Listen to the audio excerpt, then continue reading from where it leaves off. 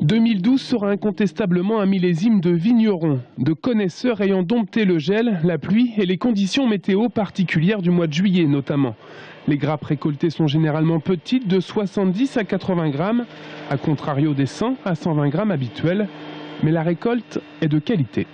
C'est effectivement des beaux jus qui ont été rentrés avec une belle richesse, des vins qui vont avoir beaucoup d'arômes, une belle finesse, une belle palette aromatique, mais des quantités qui sont à la baisse indiscutablement. Des baisses donc comprises entre moins 20 et moins 50%. Les appellations Bourgueil et Chinon enregistrent une baisse des récoltes avoisinant les moins 30%. Les vignes du Vouvrion et de Montlouis ont quant à elles perdu cette année près de 50% de leur rendement. Malgré ces chiffres, le bilan de l'année 2011 pour les vins de Touraine reste bon, voire très bon. Les bouteilles estampillées vins de Loire ont la cote sur le marché, on en vend toujours 12 par seconde. Quant aux fines bulles de Touraine, elles aussi rencontrent un vrai succès auprès du public. Depuis 3 ans, on en vend près de 5 millions de bouteilles par an.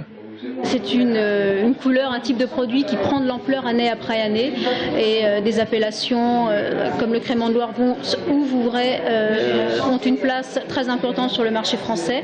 Une appellation comme le Montlouis ou le Touraine fine bulle, beaucoup plus petite en volume, sont en plein développement. En 2011, le Montlouis fine bulle a dépassé les 1,5 million de bouteilles vendues. Quant à 2012, la petite récolte devrait, selon les professionnels, ralentir quelque peu le développement des appellations tourangelles.